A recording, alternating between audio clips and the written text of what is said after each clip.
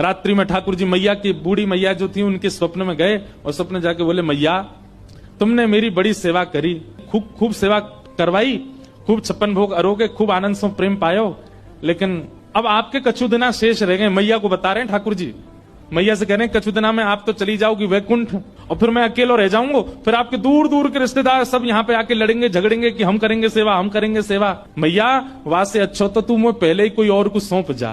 तो मैया ने स्वप्न में ही पूछा, जय जय कौन है, कौन ऐसा सुहागन है जिससे आप अपनी सेवा कराना चाहते हैं? तब ठाकुर जी बोले, मैया एक बाबा तो भिक्षा ले हुए आवे, सनातन बाबा, वही को तुम मुझे पधरा दे, मैं वही के पास ही अपनी सेवा करवाऊंगा।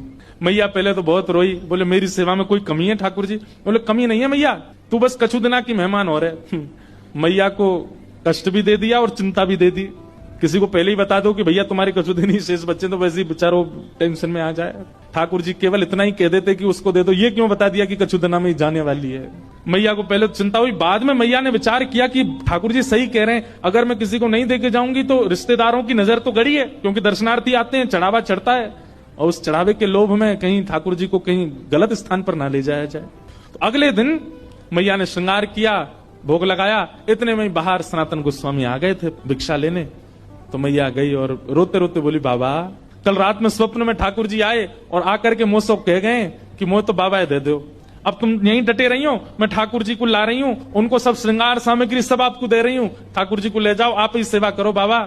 सनातन गोस्वामी बोले, मैया मैया रुको रुको रुको रुको, हमको श्रृंगार करना नहीं आता, हम केवल नाम जप करना जानते हैं, राधे कृष्ण कृष्ण कृष्ण राधे राधे, 20 घंटा यही करवाओ हमसे। सनातन गोस्वामी बोले, दूसरी बात, सेवा तो सौभाग्य मेरे पास ठाकुर जी आएंगे, पर आपका इतना सुंदर भवन, इतनी बढ़िया व्यवस्था, मैं तो छोटी सी कुटिया में रहता हूँ और जमुना जी में बाढ़ आ जाती है तो मेरी कुटिया तो भय और जाती है, उसमें ठाकुर जी को कहां विराजमान करूंगा, मेरे यहाँ कोई महल नहीं है। और तीसरी बात मैया, मैं तो 20 घंटा आंख बंद करके ध्यान में रहता हूँ, आपके ठाकुर को तो सवेरे उठाना पड़े, बाल भोग लगाओ, फिर राज भोग लगाओ, फिर ब्यारू भोग लगाओ, फिर श्रम भोग लगाओ, 8 बार तो ये भोजन करते हैं, मैं किस करूंगा इनकी सेवा? अच्छा मुझे करने में दिक्कत नहीं, मैं तो देखो 4 घंटा ही नियम से बाहर रहता हूं, उसमें ही सेवा कर पाऊंगा, इनसे पूछ लो ये राजी है कि नहीं, व्यवस्थाएं ऐसी हैं मेरे यहाँ, रह पाएंगे कि नहीं? मैया बोली, आज मैं ठाकुर जी से बात करूंगी। रात में जैसे मैया सोई, स्वप्न में फिर ठाकुर जी, कहा बात है मैया? बोले, बाबा के यहाँ ना तो घर अच्छा बनो भयो, ना भोजन की अच्छी व्यवस्था, रसोई घर भी नहीं है, आप तो 8 बार भोग लगाते हो, आपको श्रृंगार करवाना होता है, ये सारी व्यवस्था उनके यहाँ नहीं है, वो तो 4 घंटा ही नियम से बाहर रहते हैं, तभी आपकी सेवा कर सकते हैं। और हो सकता है मैं तो बढ़िया पोशाक पहनाती हूँ, बाबा तो केवल एक कॉपीन पहनाएगा, आप सर्दी पड़ेगी, जाड़ो पड़ेगा, मैं तो आपके आगे अंगीठी रखती हूँ कोयला की, बाबा तो आपको कंबल उड़ा के बैठा देगो बस, और बाढ़ आ गई तो है सके पेड़ के नीचे भी रहना पड़े। ठाकुर जी बोले, मुझको सब मंजूर है, पर रहूंगा वही के यहाँ। यही तो प्रेम होता है कि भैया वृक्ष के नीचे भी रखेगा तो रहूंगा वही के संग ही। दूसरे दिन मैया के यहाँ जैसे सनातन गोस्वामी आए, मैया तो अपने ठाकुर जी गोद में लेके आई, बोले, बाबा आपकी सारी शर्तें हमारे ठाकुर जी को मंजूर है, रहेंगे आपके पास से। बाबा बोले, अच्छा लाओ दो। अब नेत्रों में आंसू भर रहे हैं कि बताओ, मैं नहीं चाह रहा हूं, ठाकुर जी खुद आ रहे हैं मेरे पास, ये मेरे भजन का बल है। अपने हृदय से लगा करके श्री मदन मोहन लाल जी को लेकर के आए, नेत्रों से अविरल अश्रुधार गिरते जा रहे हैं। बोले, ठाकुर जी झोंपड़ी से महलों में जाते हुए लोगों को देखा, पर महल से झोंपड़ी में आते पहली बार देख रहा हूं मैं। चौकी भी नहीं है एक बैठाने के लिए, नीचे फर्श पे ही गोबर का ऊंचा सा एक बना दिया चौकटा, उसी पे बैठा दिए ठाकुर जी। सनातन गोस्वामी के हाथ पैर कांप रहे हैं, कहीं ठाकुर जी को कोई दिक्कत नहीं हो जाए, जल की व्यवस्था कर दी। अब बोले, अब क्या भोग लगाऊं, मुझे तो सब्जियां भी बनानी नहीं आती, मैं तो आटा लेके आता हूं, यमुना जल में माड़ करके मोटा सा आटा टिक्कड़ बना करके और रज में भीतर धर देता हूं, 2-2 दिन में उसी में से निकाल के पाता रहता हूं, इनका कैसे भोग लगाऊं मैं?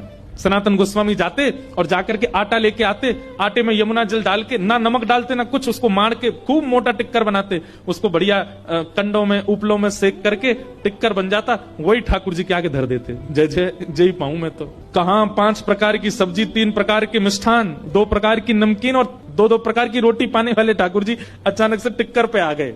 4 दिन तक ठाकुर जी का टिक्करों का ही भोग लगा, और उसमें भी सनातन गोस्वामी ठाकुर जी को उठाते, भोग लगाते, फिर सुला देते, और फिर अगला भोग 24 घंटा बाद लगेगा। 4 दिन बाद ठाकुर जी सनातन गोस्वामी के ध्यान में आए, नेत्र बंद करके जप कर रहे थे। जैसे ही ठाकुर जी आए, सनातन, जय जय, आपकी सेवा बढ़िया चल रही है, कोई दिक्कत तो नहीं है, आप सुखी हो, आप आनंद में हो? ठाकुर जी बोले, हाँ है तो सब बढ़िया, कोई आनंद, कोई दुखी नहीं है। जय जय, आपकी आवाज ऐसी काहे को लग रही है, बहुत दबी दबी सी? बोले, वो कहा 4 दिन से रूखे टिक्कर पा रहे हैं ना, गले में इर्ज गए हमारे, इर्ज ना समझते, गले में अटक गए हैं, अरे जय जय, मैं कहा आज्ञा करो। और नेक नेक नेक वाह में जो है का नमक डाल दे करो आटे में, नमक डाल के फिर जल से मार दिया करो, थोड़ा तो नेक स्वाद आ जाएगा उसमें। सनातन गोस्वामी बोले पिछले 40 साल से तो मैं केवल आटा ही पा रहा हूँ, मैं नमक कभी डाला नहीं, पर आपकी आज्ञा कल से नमक लाऊंगा। भिक्षा लेने गए, आटा लिया तो आटा देख करके बेचारी मैया तो चली गई भीतर। सनातन गोस्वामी सुनो थोड़ा नमक और दे दो। मैया बोली आ गया चटोरा घर पे, अभी तो नमक की क्या चले, अभी देखना क्या क्या आएगा तुम्हारे यहाँ। अब तो महाराज नमक लेकर के गए, जाकर के आटा बोर के ठाकुर जी को पवायो। 4 दिन 5 दिन तक ठाकुर जी बढ़िया, अब तो टिक्कर में नमक है पाते हैं। 4-5 दिन बाद ठाकुर जी फिरते ध्यान में आ गए और खांसते भय आए। सनातन गोस्वामी बोले जय जय, जाड़ो लग गो आपको, ठंड लग गई है? नहीं नहीं जाड़ा ठंड तो नहीं लगी है, पर भैया देखो बहुत बढ़िया लग रहा है, हमको कोई दिक्कत नहीं, हम बहुत प्रसन्न है, 24 घंटा में एक बार भोजन मिलता है, प्योर डाइटिंग चल रही है हमारी। लेकिन भाई आटा जो है ना ये पेट में जाता है, जगह जगह चिपक जाता है, इसलिए उसमें घी लगाया जाता है ताकि सब जगह से बढ़िया प्रेम से निकल जाए। नेक घी लगा दे करो वहां में रोटी में। ठाकुर जी मेरे पास घी कहां से आया, लेकिन मैं कोई नहीं भिक्षा में लेके आऊंगा। भिक्षा लेने गए, आटा लेके आए, नमक लेके आए, मैया से मैया नेक्स्ट से तो घी दे दो। घी का एक सुंदर डिब्बा दे दिया। आप तो महाराज टिक्कर बनते हैं उसमें घी और लगता है। अच्छा सनातन गोस्वामी तो पिछले 40 साल से साधारण पाते थे, लेकिन अब वे भी पाते हैं तो उनको कहते हैं भाई स्वाद तो है, आनंद तो आ रहा है। और फिर चिंता होती है कि कहीं ऐसा नहीं हो मेरी जीभ चटोरी हो जाए इनके चक्कर में। अब तो घी लगा के पान लगे। 5-6 दिन की सेवा हुई, ठाकुर जी फिर आ गए और ध्यान में आकर के सनातन गोस्वामी जय जय सब आनंद, कोई दिक्कत तो नहीं, सब बहुत बढ़िया है। तो बोले फिर बोले जब आप जाते हो भिक्षा लेने, आटा भी लाते हो, नमक भी लाते हो, घी तो है ही है, एक आलू भी ले आया करो, और जब टिक्कर सेकते हो तो उसमें जो धीमी धीमी आंच रहती है उसमें आलू डाल दिया करो। वो आलू भुन जाएंगे, भुन के उनके छिलका अलग करके मीड़ के उसमें नमक डाल करके दे दिया करो। सनातन गोस्वामी बोले फिर 6 दिन बाद कहोगे नींबू भी ले आओ, फिर कहोगे चीनी भी ले आओ, फिर कहोगे मालपुआ बनाओ, अब कहोगे फिर रसगुल्ला बनाओ। ठाकुर जी आप चलो, आपको वापस मैं ही छोड़ के आऊं महलों में।